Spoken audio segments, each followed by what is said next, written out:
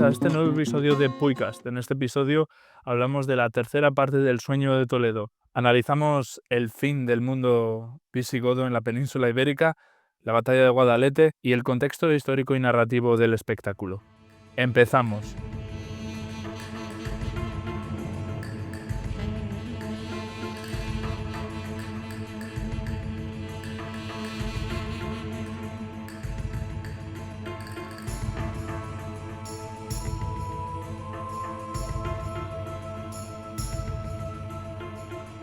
Y hablamos ahora del contexto histórico y narrativo del espectáculo, del telón de fondo de la catástrofe que se inició en el 711 con la batalla de Guadalete. El Sueño de Toledo es la producción nocturna insignia de Puy du Fou, España, concebida no solo como entretenimiento, sino como un viaje inmersivo a través de 1500 años de historia de la península ibérica. Este espectáculo, con una duración de 80 minutos, sintetiza los episodios más trascendentales que han moldeado la sociedad española, desde el reinado de Recaredo hasta la llegada del ferrocarril a Toledo. Esta escena que vamos a analizar hoy, la escena de la invasión del siglo VIII, no es un interludio menor, sino el primer gran punto de inflexión cronológico y dramático, estableciendo el conflicto fundamental que impulsa los 700 años posteriores de la narrativa del espectáculo, incluyendo la reconquista y el descubrimiento de América.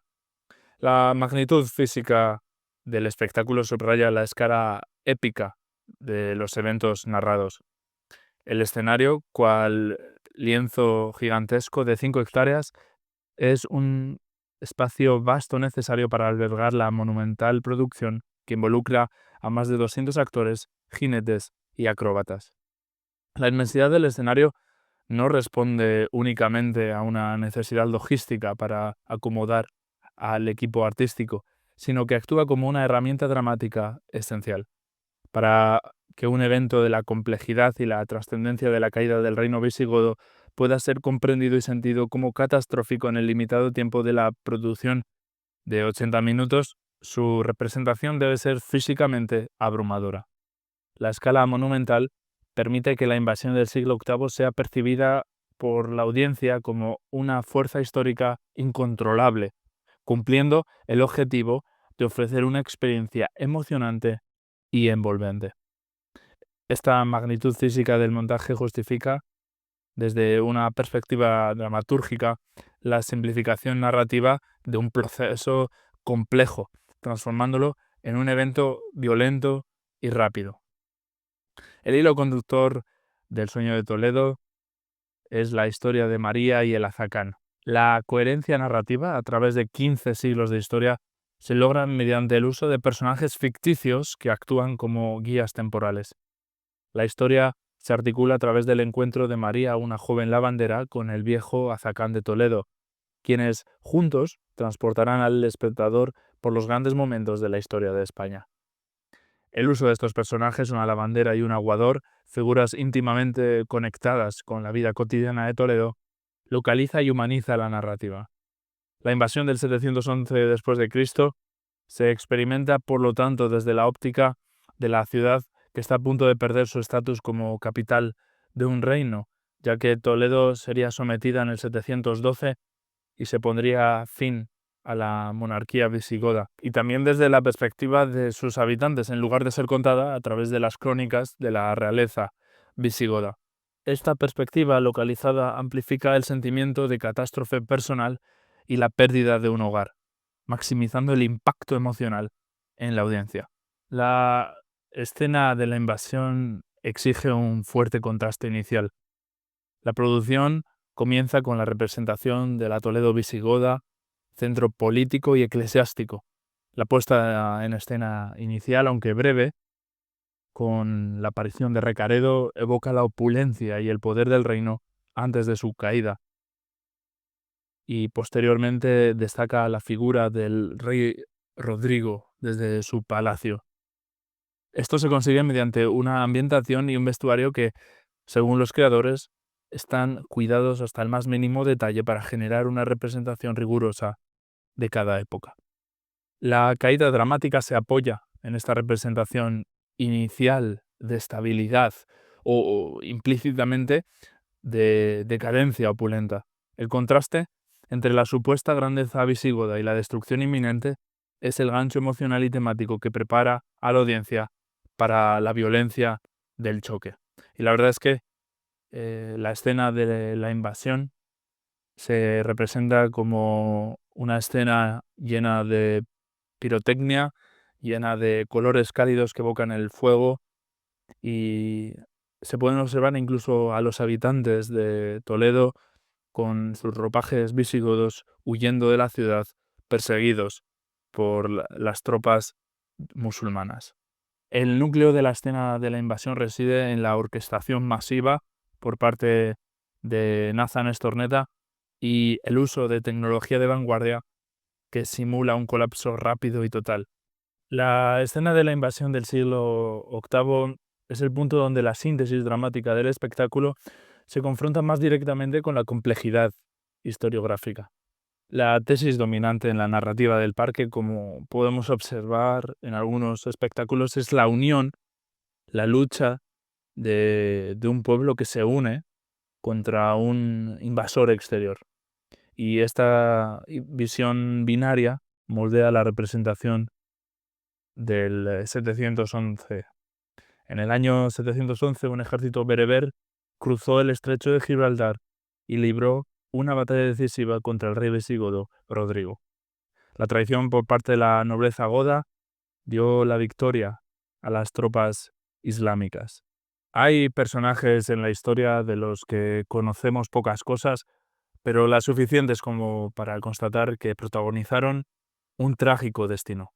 Uno de ellos es el rey visigodo Rodrigo, del que ya empezamos a hablar en nuestro episodio número 2 de la historia atrás del espectáculo, con el baño de la cava. Y es que una de las leyendas que rodean al rey Rodrigo cuenta que la invasión musulmana a la península tiene por origen la venganza de un padre humillado. El rey Rodrigo habría ultrajado a la hija de don Julián, el conde de Ceuta. Así que Julián solicitó la ayuda de los bereberes, recientemente convertidos al Islam, para derrotar al rey visigodo. Y después, se pensaba, se volverían a sus dominios de ultramar. En otra de las leyendas que envuelve a este suceso, Rodrigo desoye a quienes le advierten de que no debe entrar en una misteriosa mansión de Toledo, clausurada por una puerta a la que cada rey visigodo había añadido un candado. El orgullo y la curiosidad pueden más que cualquier consejo, y tras haber forzado la entrada, Rodrigo solo encuentra un cofre con un pergamino que representa a los árabes y anuncia que invadirán Hispania el día en que alguien penetre en la estancia. Misterios y cuentos pasaron a envolver la explicación del final del reino, haciendo de la interpretación histórica una tarea a veces casi imposible. Con la conquista de Hispania culminó en Occidente la fulgurante expansión árabe, iniciada tras la muerte del profeta Mahoma en el 632. En apenas 10 años, los ejércitos de los califas, los sucesores del profeta al frente de la comunidad musulmana, se habían hecho con todo el Próximo Oriente hasta Egipto. En el resto del norte de África, la resistencia, en cambio, fue feroz. Las tropas árabes sufrieron aquí las más severas derrotas que habían conocido hasta entonces. Fueron necesarias 7 décadas de guerra para doblegar tanto a los representantes del Imperio bizantino que quedaban en la zona, como a las tribus bereberes que dominaban un territorio semidesértico que se extendía hasta los confines atlánticos. Cuando esa resistencia se apagó, Ceuta, que hasta entonces había sido un enclave bizantino, quedó a merced de los conquistadores. Abandonada su suerte, su gobernador, llamado Julián, o por otras fuentes Urbano, decidió colaborar con los invasores. Los tratos con Julián fueron llevados por el recién nombrado gobernador del norte de África, Musa ibn Nusair, que entonces contaba con unos 60 años de edad. De orígenes inciertos, algunos cronistas musulmanes dudan incluso que sus antepasados fueran árabes, El gobernador pertenecía a la nueva clase de gentes que había hecho carrera dentro de la administración imperial de los califas omeyas, aunque no siempre se distinguían por su honestidad. Dueño de un territorio que tanto había costado sojuzgar, Musa apostó por integrar en su ejército a las mismas tribus bereberes que hasta entonces lo habían combatido.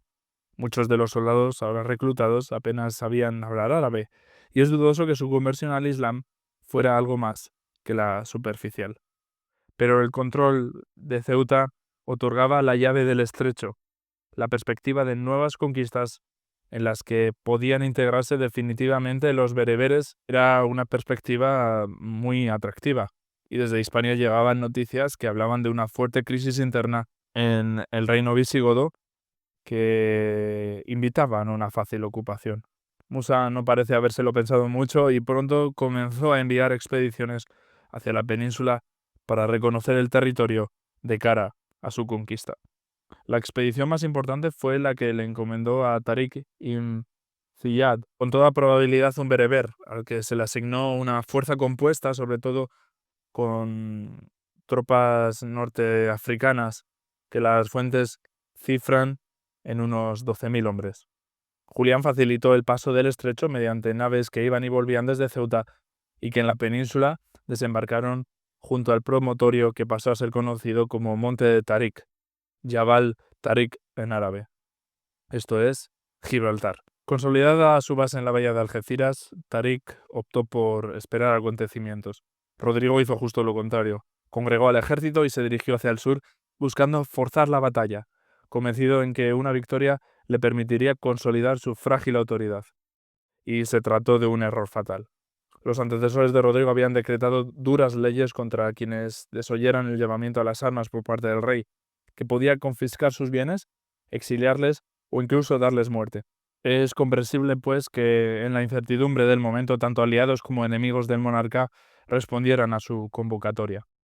A la vista del ejército congregado en Córdoba, Rodrigo podía pensar que había hecho valer su autoridad, pero lo cierto es que sus fuerzas no eran más que una reunión de tropas a la que habían acudido los magnates, llevando consigo no solo sus propios soldados, sino también sus querellas y rencillas.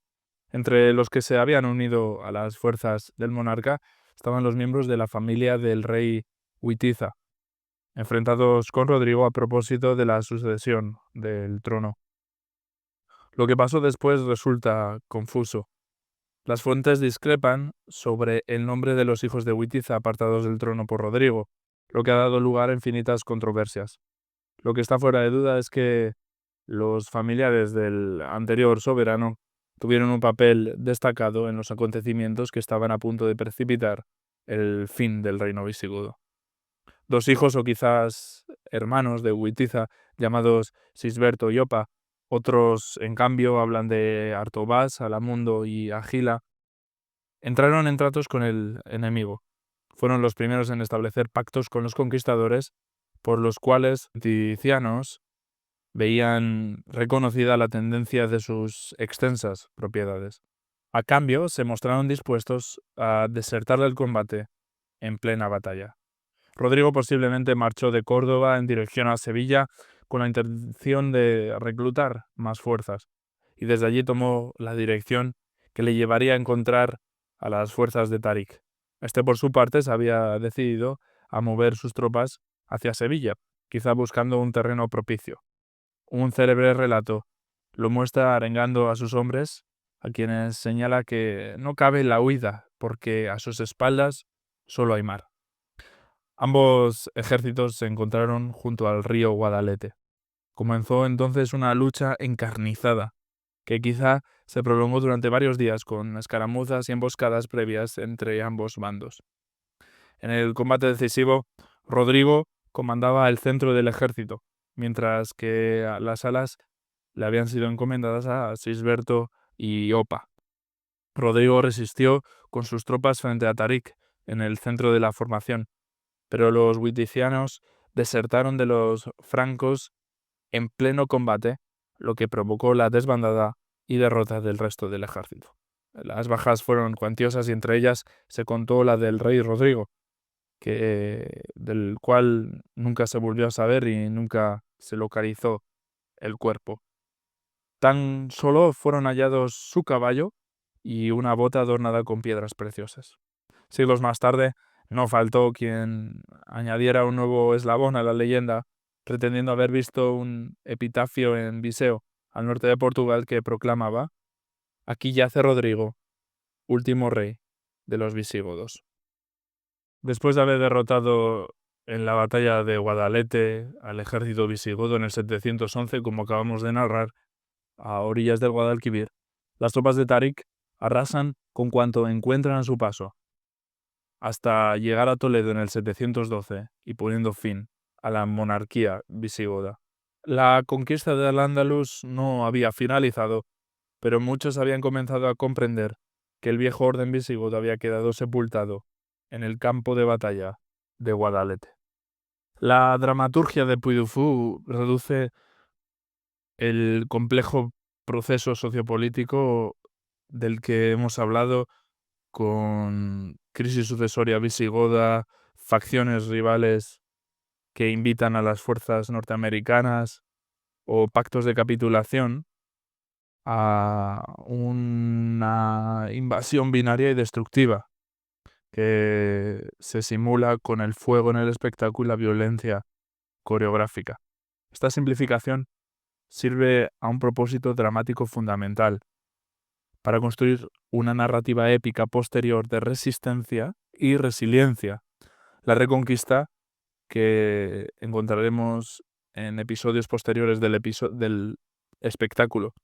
El punto de partida debe de ser una tragedia unificada.